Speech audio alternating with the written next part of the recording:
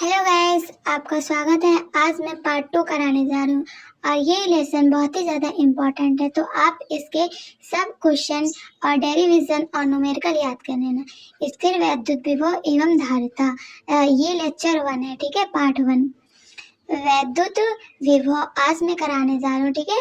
वैद्युत विभव एकांक परीक्षण धन आवेश को अनंत से वैद्युत क्षेत्र के भीतर किसी बिंदु तक लाने में किए गए कार्य को उस बिंदु का वैद्युत विभव कहते हैं। क्या आपको आंसर इसका समझ में आया है? आसान लगा हो? अगर नहीं लगा तो चलिए एक बार और पढ़ते हैं। 2-3 बार पढ़ेंगे तो आपको आसान लगेगा।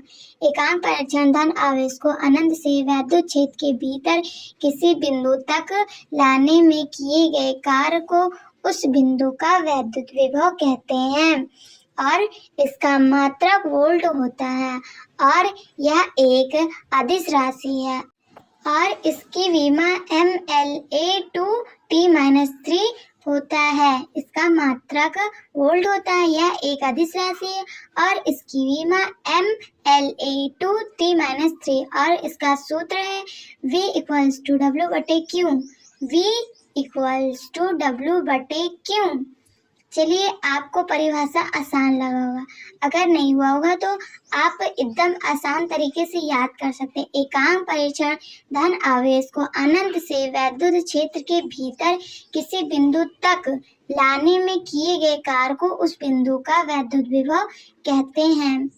चलिए, अगर आपको आ गया होगा तो चलिए दूसरा क्वेश्चन करते हैं और इसी के अकॉर्डिंग ये भी है। इसका परिभाषा मैंने एकदम छोटा कराया है जिससे आपको एक आसान लगे, एक थोड़ा टफ भी लगे तो कोई बात नहीं, वैसे दोनों आसान है।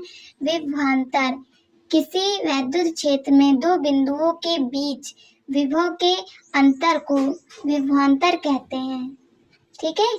किसी वैद्युत क्षेत्र में दो बिंदुओं के बीच विभव के अंतर को विभवांतर कहते हैं और इसे VA माइनस VB से प्रदर्शित करते हैं। इसका मात्रक वोल्ट होता है, सेम ही और सेम सूत्र भी है VA minus VB equals to W/Q naught, Q naught, ठीक है। VA minus VB equals to W/Q naught. चलिए इसका परिभाषा एक बार और पढ़ लेते हैं। किसी वैद्युत क्षेत्र में दो बिंदुओं के बीच विभव के अंतर को वैद्युत विभवांतर कहते हैं, ठीक है। वैद्युत विभवांतर लिख लेना, मैंने विद्युत नहीं लिखा है, वैद्युत विभवांतर कहते हैं। चलिए, आशा करती हूँ आपको ये आंसर समझ में आया होगा। अगर आया होगा तो अपने फ्रेंडों के साथ भी शेयर कर देना, ठीक है। And thanks for watching. मिलते हैं अगले लेक्चर में।